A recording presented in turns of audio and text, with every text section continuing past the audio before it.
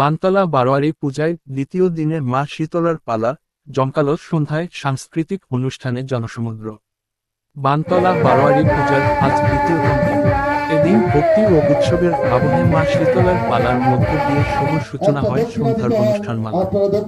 সন্ধ্যা নামতেই আলোর রোশনায়, ঢাকের তালে তালে এবং ভক্তদের উচ্ছ্বাসে মুখর হয়ে ওঠে গোটা পূজা প্রাঙ্গণ। দ্বিতীয় দিনের এই বিশেষ অনুষ্ঠানে ছিল একাধিক মনোমুগ্ধকর সাংস্কৃতিক পরিবেশন, স্থানীয় ও বহিরাগত শিল্পীদের নাচ, গান ও নানা সাংস্কৃতিক অনুষ্ঠানে মুগ্ধ হয়ে যান উপস্থিত দর্শকরা। এই অনুষ্ঠান উপভোগ করতে আশপাশের এলাকা তো বটেই, দূর দূরান্ত থেকেও অগণিত মানুষ ভিড় জমান বানতলা বারোয়ারি পূজা প্রাঙ্গণ। পূজাকে কেন্দ্র করে জমে ওঠে একেবারে গ্রাম্য মেলার আমেজ। পূজা প্রাঙ্গণের চারপাশে বসে নানা রকমারি দোকান, খাবারের স্টল, খেলনার দোকান, সাজসজ্জার সামগ্রী ও শিশুদের মনোরঞ্জনের নানা উপকরণ। শিশু থেকে বৃদ্ধ সব বয়সের মানুষের উপস্থিতিতে উৎসব যেন পূর্ণতা পায়। এই অনুষ্ঠানের আয়োজন সম্পর্কে জানতে আমরা কথা বলেছি অনুষ্ঠানে অংশগ্রহণকারী শিল্পীদের সঙ্গে, পাশাপাশি পূজা কমিটির কর্তৃপক্ষের সদস্যদের কাছ থেকেও শুনেছি তাদের অনুভূতি ও ভবিষ্যৎ পরিকল্পনার কথা। সব মিলিয়ে বানতলা বারোয়ারি পূজার দ্বিতীয় দিন হয়ে উঠল ভক্তি, সংস্কৃতি ও আনন্দের এক অনন্য মিলনক্ষেত্র।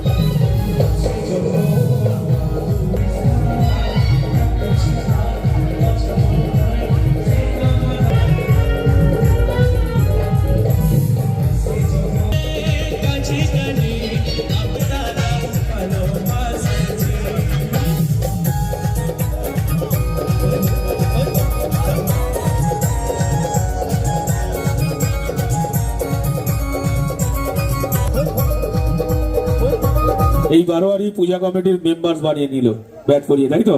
আরে জোরে হাততালি সবাই মিলে একসঙ্গে।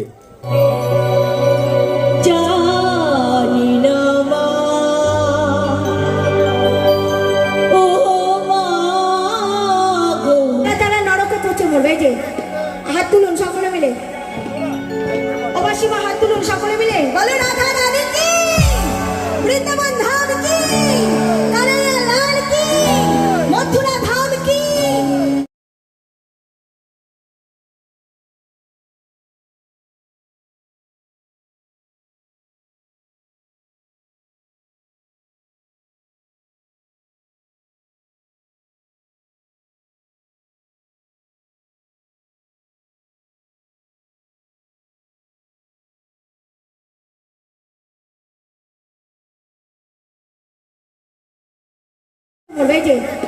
হাত তুলুন সকলে মিলে, অবশ্যই হাত তুলুন সকলে মিলে।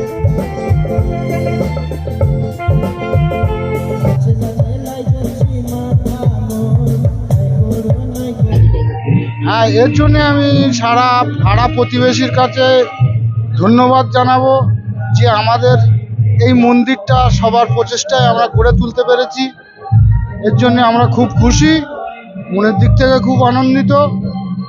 আর চাইবো আগামী বছরগুলো যেন এরকমভাবে সুষ্ঠুভাবে সমাজ ভালোভাবে আমরা অনুষ্ঠানগুলো পরিচালনা করতে পারি। আজকের আমরা উদ্যোগ নিয়ে এসবগুলো করছি, আমরা চাইবো সারা পাড়া প্রতিবেশী আমাদের সহযোগিতা করুক, আগামী দিনে আরও ভালো করার চেষ্টা করুক।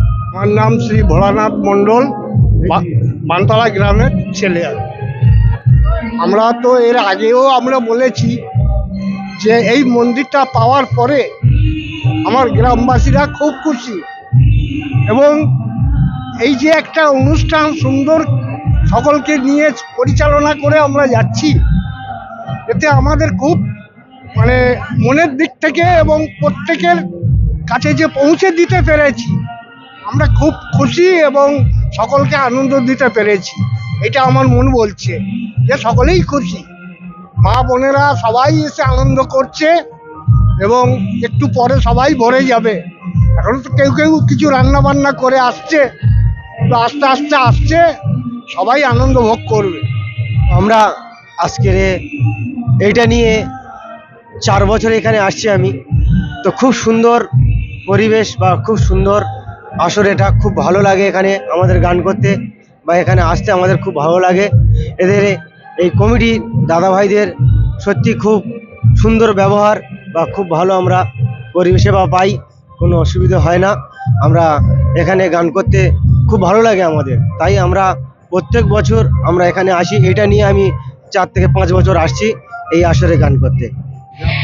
আমি এই প্রথমবার এখানে এসেছি, তো আগে উঠে দর্শকের মন দেখব, আর সত্যি কথা বলতে স্টেজে ওঠার পরে কি বলবো না বলবো সেটা একদম মন থেকে আমাদের আসে, ঠিক আছে, বলার জন্য তারা যেন শুনে ভালো লাগে তাদের। এক কমিটি তো আমাকে নিয়ে এসছে, কমিটিকে তো অসংখ্য অসংখ্য ধন্যবাদ, আমাকে সেই মালদা থেকে নিয়ে এসছে, অসংখ্য অসংখ্য ধন্যবাদ জানাই কমিটির সকল সদস্যবৃন্দকে। আমার পুরো নাম হচ্ছে স্মৃতি কণা রায়, মালদা বাড়ি। আমার ব্যান্ডের নাম রাখালিয়া শিবশক্তি লোক ব্যান্ড।